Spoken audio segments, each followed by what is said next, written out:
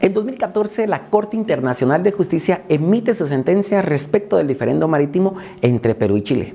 Pero ¿cómo fue que estos países llegaron a estas instancias? Pues bueno, podemos recurrir y tener como referencia 1986. Sí, 4 años después de haberse creado la Convemar. Y es que Perú desea acercarse a Chile por medio de su diplomático Juan Miguel Bácula y les plantea la solución de poder solucionar este diferendo que tenían respecto del límite marítimo.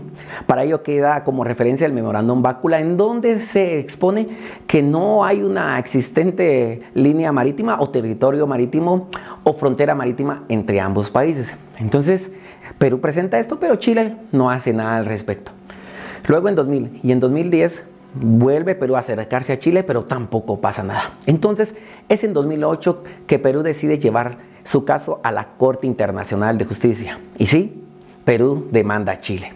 Hay que tener presente que ambos países eran parte de la ONU, por ende estaban bajo la jurisdicción de la Corte Internacional de Justicia. Pero ¿cómo podemos comprender este diferendo que existía o esta controversia que existía en ambos países? Bueno, por acá tenemos un mapa en donde pues se hace la diferencia que aquí está Perú y aquí está Chile.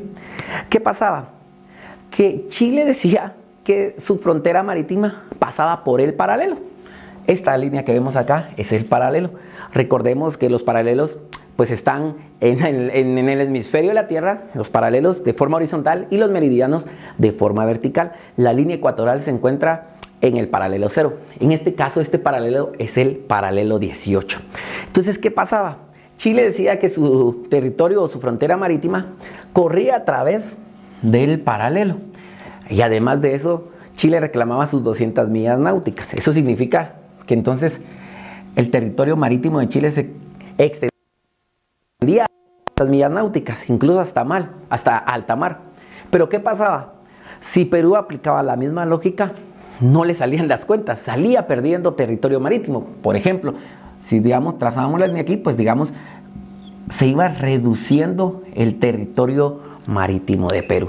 Pero bueno, para comprender más a profundidad cómo surgen estas fronteras, vamos a recurrir al Tratado de Lima de 1929.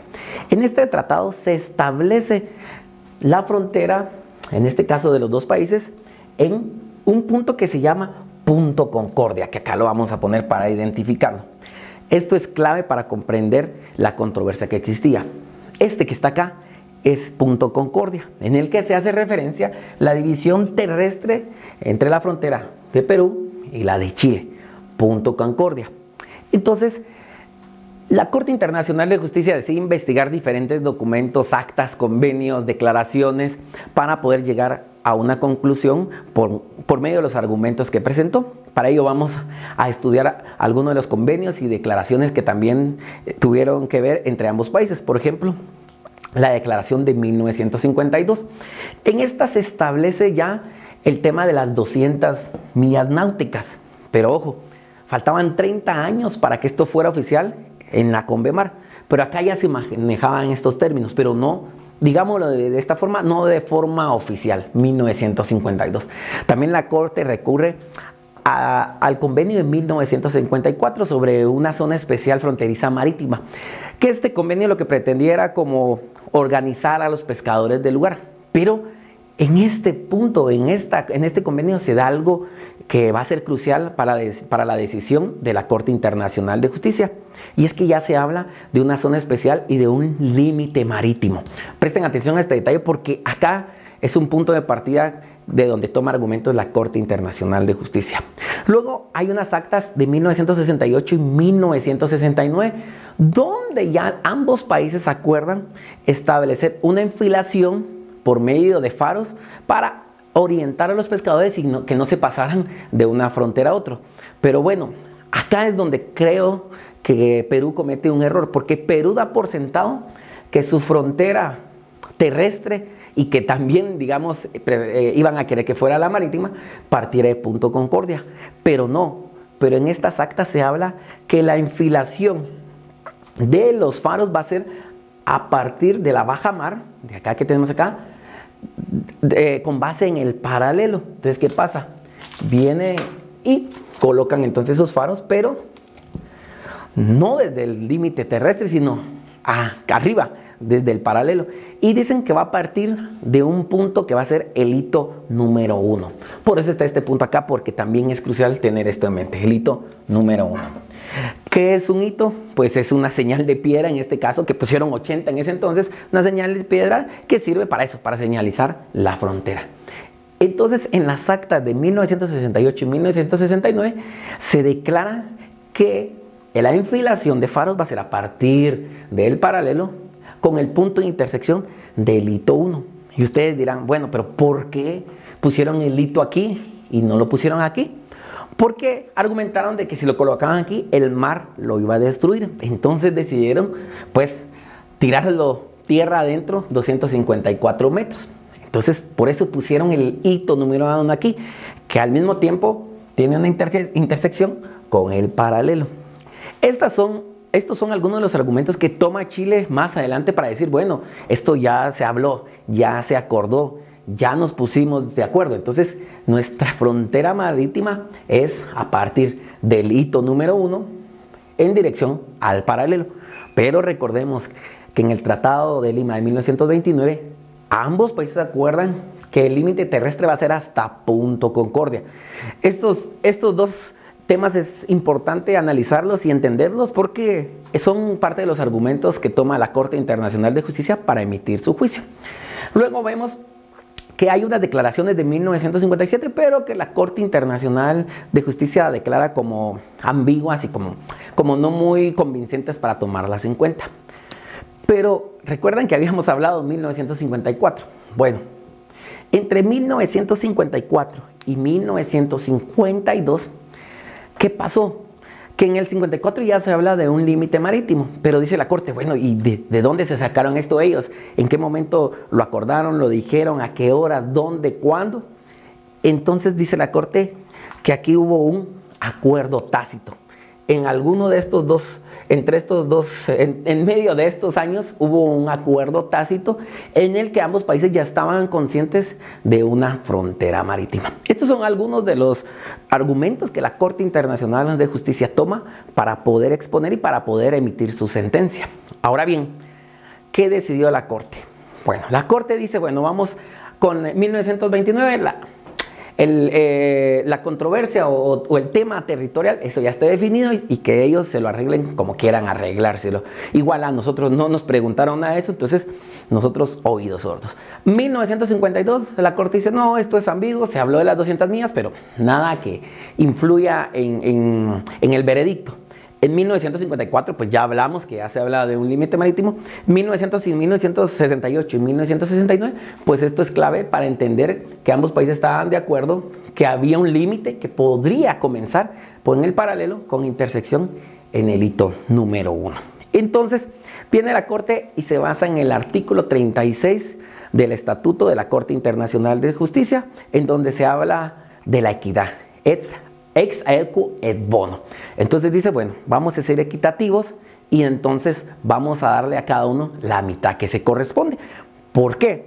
Porque lo que quería Perú, voy a quitar esto por acá, lo que quería Perú es que se trazara una línea equidistante en la que le tocara a cada país, pues como decimos acá en Guatemala, micha de territorio marítimo, porque estaban en juego prácticamente 66.800 kilómetros cuadrados, ¿de acuerdo? Que era lo que abarcaba todo el territorio prácticamente de Chile, pero al dividirse pues iban a partir esto a la mitad y cada uno pues felices los dos y a su casa. Pero la Corte dice, bueno, no, lo que vamos a hacer va a ser lo siguiente. Entonces viene la Corte y hace un análisis, voy a borrar por acá, viene la Corte y hace un análisis respecto de la pesca de esa década de los 50. Entonces dice, bueno, analicemos los barcos de ese entonces que tenían la pesca, pues no pudieron haber llegado más allá de las 80 millas marítimas. Entonces, bueno, como ellos ya acordaron su límite marítimo, démosle a cada uno mitad y mitad. Entonces viene la Corte y parte del paralelo, porque esto sí ya lo acordaron los países, parte del paralelo y le da 80 millas adentro, con base en el paralelo. Luego dice, voy a mover esto por acá, bueno, a partir del punto A al punto B, démosle la línea equidistante, la que ambos piden. Entonces le dan la línea equidistante. Y luego dan un punto C que es con el objetivo de cuadrar o de sincronizar la frontera marítima con la frontera terrestre. ¿Qué pasa? Pues que Perú, que tenía nada que perder y todo que ganar, gana una gran porción de territorio marítimo. Estamos hablando de que casi el 70% de territorio marítimo. Es así como la Corte Internacional de Justicia emitió su sentencia. Entonces, ¿qué pasó luego? Bueno, para ir aterrizando, esta fue la sentencia. Ambos países aceptan la decisión de la Corte, pero un día después el presidente de Chile dice que entonces, como la Corte partió que la frontera era a partir del paralelo 80 millas mar adentro, entonces que este territorio les corresponde. Pero no es así. Recordemos el tratado de 1929 en el que se habla que el punto de partida de la frontera terrestre va a ser punto Concordia. Entonces, aquí es interesante porque podría haber una controversia o algo que se podría dar, pero para eso la Corte Internacional de Justicia vuelve nuevamente a decir, bueno, esto se va a llamar Costa Seca. ¿Qué es Costa Seca? Una política de delimitación territorial en la que dice, en este caso, que el territorio es de Perú, pero las costas son de Chile. Y usted dirá, bueno, ¿y eso de dónde se lo sacó? Esto no es nuevo, pasó con Nicaragua y Costa Rica, pasó con Colombia y Venezuela, también en algunos países de África y ahora pasa entre Perú y Chile. Y es así como la Corte Internacional de Justicia emitió su sentencia. Y ustedes dicen, bueno, ¿y quién arregla esto al momento si surgiera una controversia de ver de quién es quién este territorio? Increíblemente, los países en el Tratado de Lima de 1999, en el artículo 12, acordaron que quien puede decidir esto es nada más y nada menos que el presidente de los Estados Unidos, en caso de controversia entre este territorio que se ha llamado Costa Seca. Y fue así como la Corte Internacional de Justicia en 2014 emitió su sentencia con base en estos argumentos, con el análisis de las declaraciones, de los convenios, de los tratados. Y sí, como dijimos en un momento, Perú tenía todo que ganar y nada que perder, y así fue. Ganó una gran porción de territorio marítimo y al final, como la sentencia que emite la Corte Internacional de Justicia es inapelable, ya no se puede hacer nada. Perú feliz con su territorio, que prácticamente fueron 37,000 kilómetros que gana. No, perdón, un poquito más arriba de los 40,000 kilómetros. Y Chile pues pierde una buena tajada del pastel del mar que tenía. Esto fue la sentencia de la Corte Internacional de Justicia respecto del diferendo marítimo entre Perú y Chile.